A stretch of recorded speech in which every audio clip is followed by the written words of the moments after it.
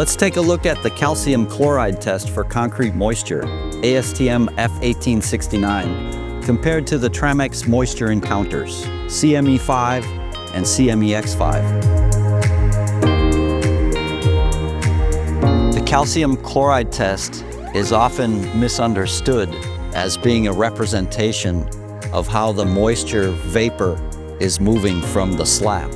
What we need to consider is calcium chloride is a salt or a desiccant, which during the test is placed under a hood on the concrete. So the idea of that desiccant or salt is not what most people think, to just absorb moisture that's coming out of the slab, but it also works to draw the moisture from the slab. The idea is testing the surface part of the concrete to understand how much moisture is there. So the problem with that is that if we look at the result of a calcium chloride test, considering that that's a reflection of the way moisture is moving out of the slab on an everyday occurrence, we'll be wrong. An example is if we consider what 8 pounds means on the result of a calcium chloride test, we can relate that to 8 pounds is about the weight of a gallon of water. If I get 8 pounds on a calcium chloride test as a result, it means in 24 hours, over 1,000 square foot area, there's a gallon of water coming up. So that's a gallon of water a day, or 7 gallons a week. So obviously, this isn't a spring. Water's not coming out like that. So we have to take into consideration, again, that this calcium chloride is not just monitoring the everyday situation. It's actually trying to extract moisture from the slab so we can see in the slab to know how much moisture is there. Ultimately, the idea of the test is to get an understanding of the moisture condition at the surface of the slab to get a successful installation. The scale used in this test method gives the idea that moisture vapor is emitting at this rate of the result of the test, whether it be 3 pounds, 5 pounds, or 8 pounds, as a moisture vapor emission rate. So the problem is that we don't consider that we captured this area and placed a desiccant, calcium chloride, on the slab, which is inducing this rate of emission, and think that that's the normal emission rate, then we're completely wrong. The purpose of the calcium chloride was to pull the moisture. So now if I remove that calcium chloride and remove the hood and even change the temperature a couple degrees, we'll have a completely different situation of emission rate of moisture.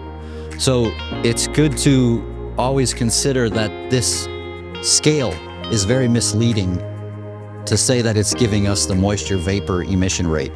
Keep that footnote in mind. It's the moisture vapor emission rate under this hood at this particular temperature with a dish of calcium chloride on the slab.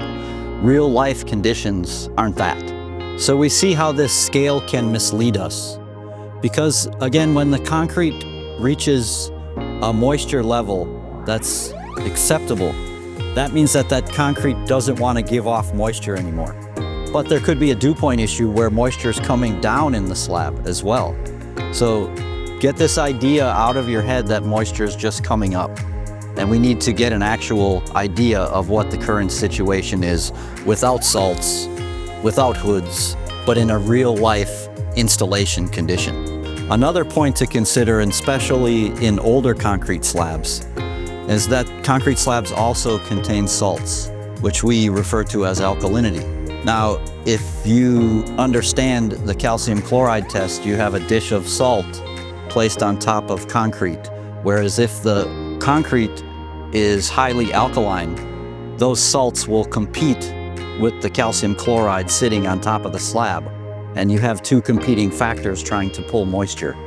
So this test is deficient in that regard because we're not able to assess the alkalinity of the concrete and how it affects our test results.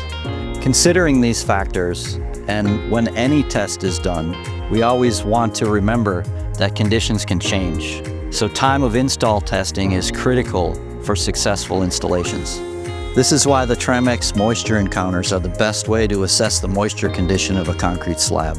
It's easy. You just push the meter to the surface and get an instant accurate reading of the moisture content.